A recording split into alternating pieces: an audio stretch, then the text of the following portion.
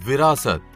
गणिनी आर्यिका सुपार्श्वमती माता जी के आशीर्वाद व प्रेरणा से तीर्थराज संवेद शिखर जी में मध्य लोक शोध संस्थान का अद्भुत व ऐतिहासिक निर्माण। ये जो संस्मरण अभी आप सुनेंगे, ये वात्सल्य वृष्टि स्मृति ग्रंथ नामक स्मारिका से लिया गया है। इस ऑडियो का निर्माण किया है नवीन जैन ने। यादगार लम्हे डॉक्यूमेंट्री मेकर की प्रस्तुति।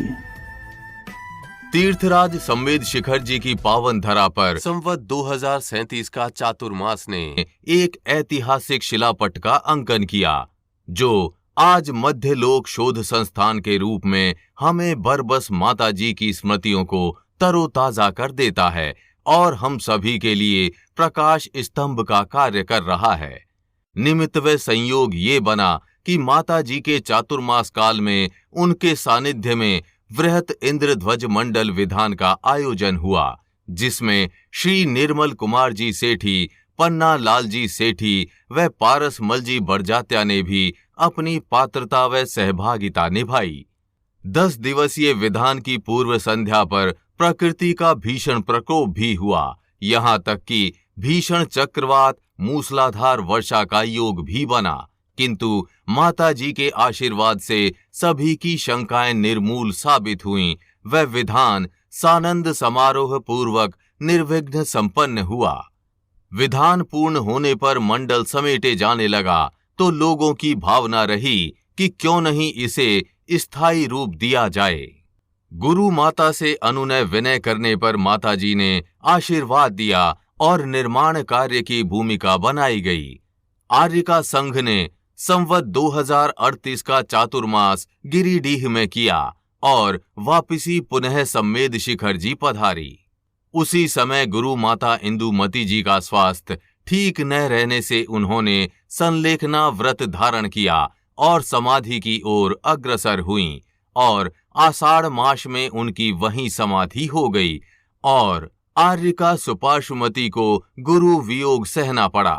संवत 2051 में माता जी का तीर्थराज पर फिर पावन वर्षा योग बना और मध्य लोक के अधूरे कार्य को पूर्ण करने का भी निश्चय हुआ और उसी दौरान आचार्य विमल सागर जी महाराज का आचार्य पदारोहण हुआ। मध्य लोक का निर्माण कार्य भी गति पकड़ रहा था, जिसका संपूर्ण निर्देशन व कार्यभार प्रमिला दीदी द्वारा किया जा रहा था। उनका अथक परिश्रम ही रंग लाया। मेरू मंदिर व इंद्रध्वज की रचना के विभिन्न आयाम बनकर आ चुके थे। 17 व 18 फीट की प्रतिमा का निर्माण करने का भी निश्चय हुआ। पद्मासन प्रतिमा भगवान पार्श्वनाथ की कृष्या पाषाण की प्रतिमा संवेद शिखर जी में आ गई और प्रतिष्ठा के कार्य को निश्चितता मिल गई।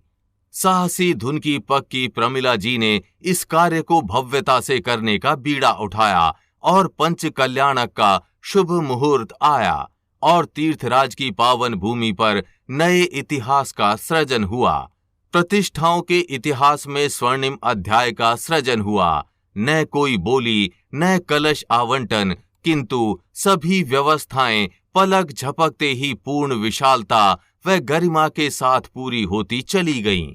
विभिन्न क्षेत्रों की रुचि का अलग अलग भोजन व व्यंजनों का स्वाद ऐसा रहा जिसकी भूरी भूरी प्रशंसा की गई, जिसमें अशोक जी पांड्या एवं बिहार निवासियों का विशेष सहयोग रहा और सभी कार्य माता जी के आशीर्वाद से पूर्ण हुए।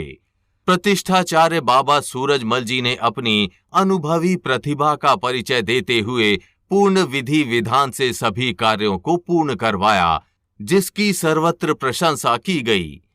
इस प्रतिष्ठा महोत्सव में आचार्य 108 श्री संभव सागर जी, आचार्य भरत सागर जी, आचार्य सिद्धांत सागर जी, आचार्य सन्मति सागर जी सहित शताधिक मुनि आर्यिकाओं के साथ सैकड़ों त्यागी वृत्तियों के समागम ने अपने आप से इसे भव्यता प्रदान की। बिहार के महामहिम राज्यपाल श्री किदवई जी वहां मुख्य अतिथि के रूप में पधारे एवं महासभा के अधिवेशन ने महोत्सव की गरिमा बढ़ाने में सहयोग दिया।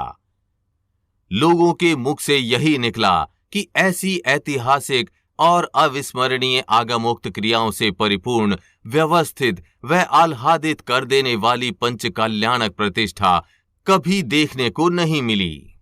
इस प्रतिष्ठा ने नारी की शक्ति को उजागर करते हुए उसे परम श्रद्धा के उच्च सोपानों पर प्रतिष्ठित कर दिया। आर्यिका सुपार्श्वमती माता जी को अपनी गुरु माता मां समान इंदुमती माता जी को एक अनमोल श्रद्धा सुमन के रूप में तोहफा रहा। वहीं आर्यिका माता जी के आशीर्वाद से ये महान कार्य निर्विघ्न संपन्न हुआ।